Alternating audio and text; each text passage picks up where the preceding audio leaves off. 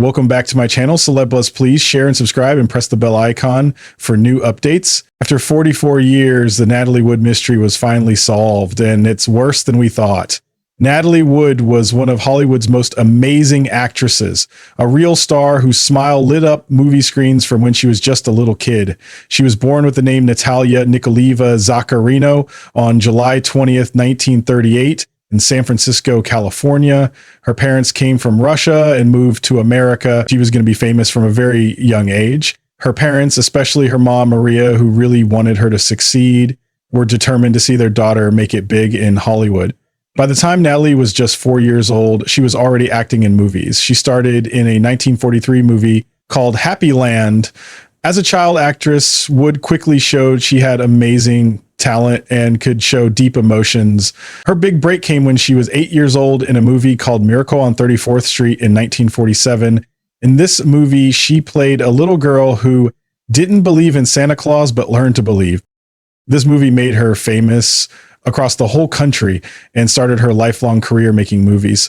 Unlike many child stars who disappeared when they got older, Natalie successfully became an adult actress too. This was really rare and impressive in the entertainment world.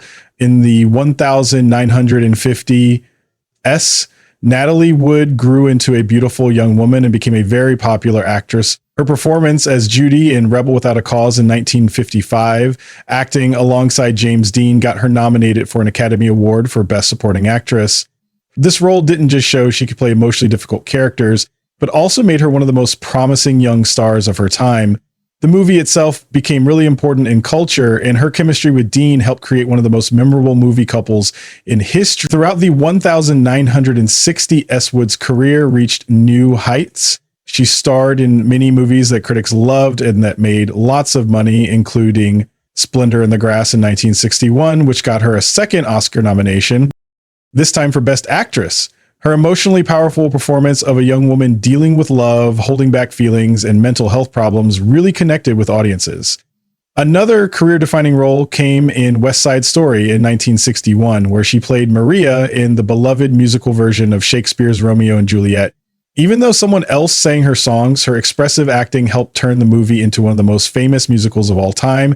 Throughout the 1960s and into the early 1970s, Natalie Wood kept appearing in successful and critically praised movies, including Love with the Proper Stranger in 1963, Inside Daisy Clover in 1965, and This Property is Condemned in 1966. Despite all the glitz and glamour of Hollywood, Wood often looked for deeper meaning in her work and struggled with the limits the industry sometimes put on actresses, especially those who had grown up in the public eye.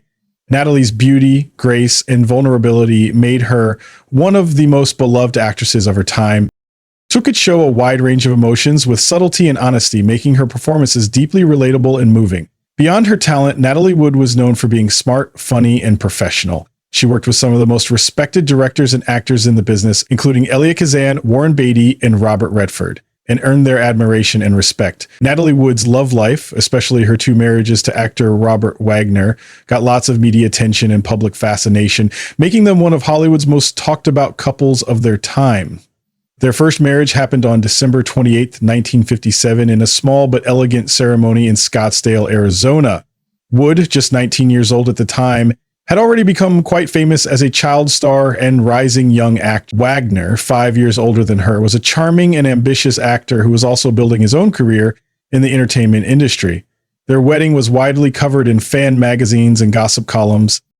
It was celebrated as a fairy tale Hollywood romance. However, the glamorous image they showed in public hid deeper problems and stress that began to show up behind the scenes. According to multiple published accounts, including biographical and investigative works, their relationship took a dramatic turn in the early 1960s. Around the first half of 1961, Natalie supposedly discovered that Wagner was having an affair outside their marriage, not with another woman, but with another man. This shocking discovery in the conservative social climate of that time reportedly devastated Wood, challenging her understanding of their marriage and deeply hurting her emotionally. Though the full truth remains debated and unconfirmed, these allegations spread widely in Hollywood circles and later came to light in public forums. On June 20th, 1961, the couple announced a trial separation, signaling the end of what had once seemed like a perfect partnership. Their separation was soon followed by legal proceedings, and the divorce was finalized on April 27th, 1962. The end of their marriage marked a painful and disappointing chapter in Wood's personal life, though she kept her public composure and continued her career with professionalism. After her divorce from Wagner, Natalie Wood started dating several high-profile men, continuing to capture the attention of the public and the press. Among her notable boyfriends was Warren Beatty, a charismatic and up-and-coming actor who is then quickly rising to stardom. Their relationship was intense and passionate, though it ultimately didn't last long. She was also romantically linked to British actor Michael Caine, whose smooth demeanor and rising fame made him one of the most eligible bachelors of the decade, as well as David Niven Jr., the son of acclaimed actor David Niven, who shared her Hollywood background and social circle. Each of these relationships showed Wood's continued search for meaningful companionship amid the glitter and chaos of celebrity life.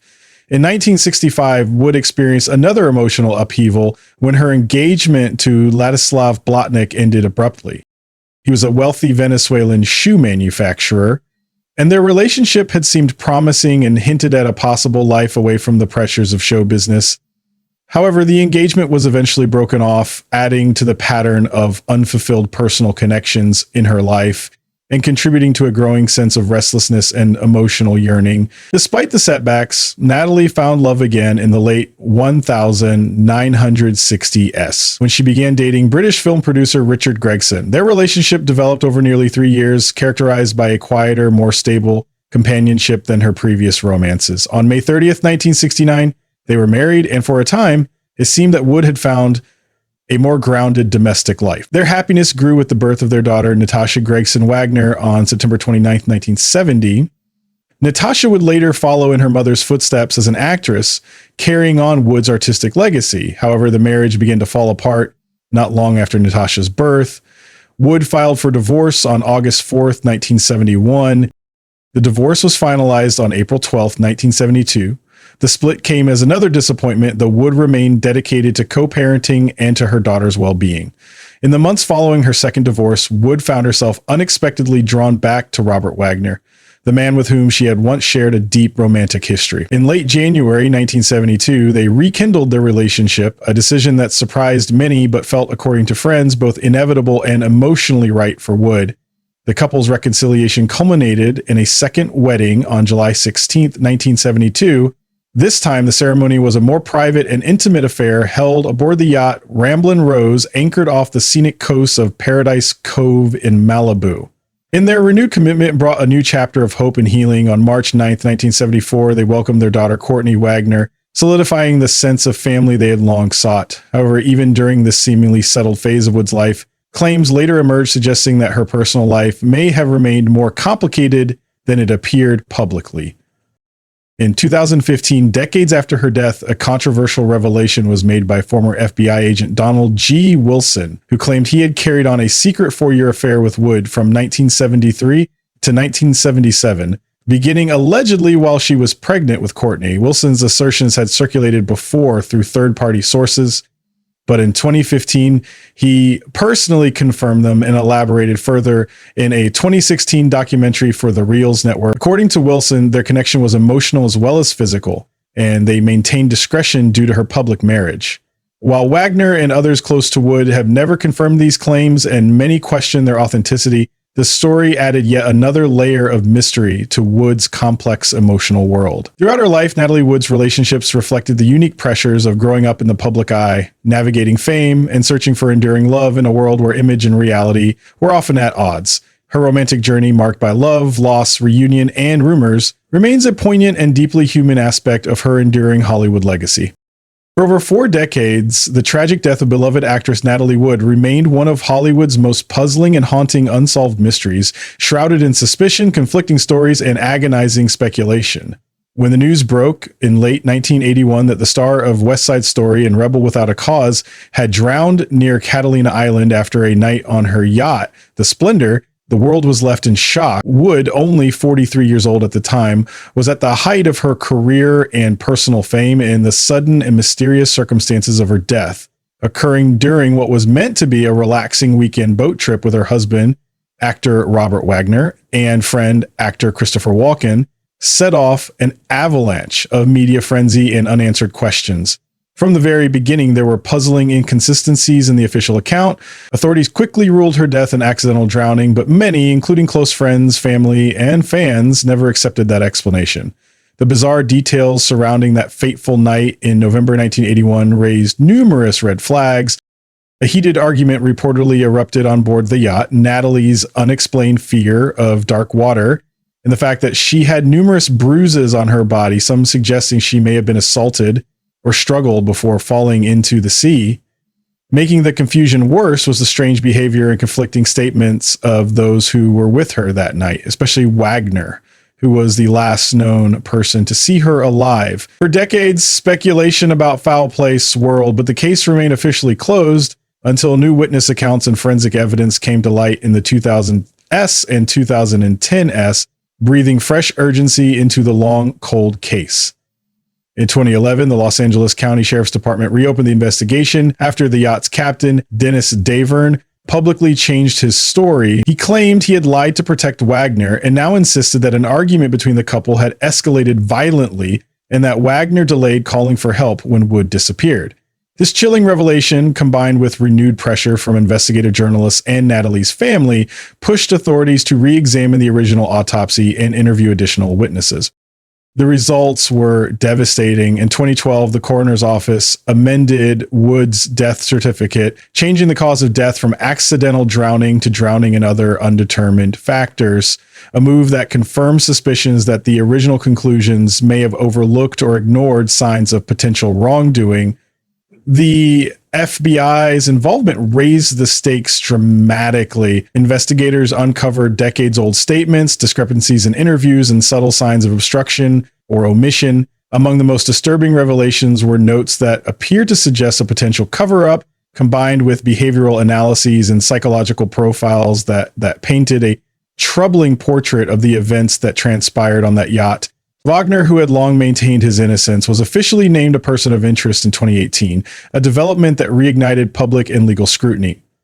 Overlaying all of this is a layer of game theory, a concept typically reserved for economics or strategy, but chillingly applicable here.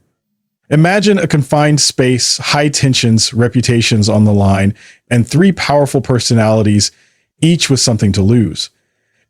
On that fateful night in 1981, Natalie Wood, Robert Wagner, and actor Christopher Walken, Wood's Brainstorm co-star, were alone on the yacht along with the ship's captain. Game theory suggests that in situations involving limited options and high stakes, people often act not with truth in mind, but in ways that protect their own outcomes. According to some interpretations, the interactions aboard Splendour may have devolved into a tragic game of strategic silence, misdirection, and blame shifting, where the goal was not to find the truth, but to survive the fallout. Robert Wagner's history with Wood added further layers of complexity. Their passionate yet turbulent marriage had seen breakups and reconciliations, often shadowed by jealousy and tension. The night of Natalie's death, reports suggested that Wagner had grown increasingly angry over Wood's closeness with Walken, potentially sparking a bitter argument. Statements from the boat's captain, Dennis Davern, later revealed that Wagner had become enraged and that a heated altercation may have occurred moments before Natalie vanished. Davern claimed he was instructed to stay silent in the aftermath, a silence he admitted to regretting for decades. Christopher Walken, meanwhile, has largely remained tight-lipped about what truly happened, fueling even more speculation. Though never accused of wrongdoing, his aloof detachment from the public conversation left many wondering whether he too was playing a role in a much larger and more calculated game, one in which loyalty, fear, and self-preservation dictated the moves rather than conscience or clarity. In the end, the truth that emerged was not just about a tragic accident, but about the darkness that can dwell beneath the surface of fame and glamour. It revealed how power, fear, and conflicting incentives can distort reality, and how even decades later, the truth can be buried not by time, but by those with the most to lose. And as investigators and journalists have come to agree, solving the Natalie Wood mystery didn't bring closure. It brought something more disturbing. The realization that justice delayed may also be justice denied, and that the worst part of the story may not be the death itself, but the elaborate web of silence that followed. After 44 years, the collective image of Natalie Wood as a radiant starlet lost to a tragic accident gave way to a more unsettling possibility that her death may not have been an accident at all, but a preventable or even violent act that had been obscured by celebrity, influence, and silence. The long overdue investigation finally forced the world to confront an ugly truth beneath the glittering surface of Hollywood, that even its most cherished icons were not immune to darkness, secrets, or injustice. And in Natalie Wood's case, the truth, however delayed, was more disturbing and heartbreaking than anyone had imagined,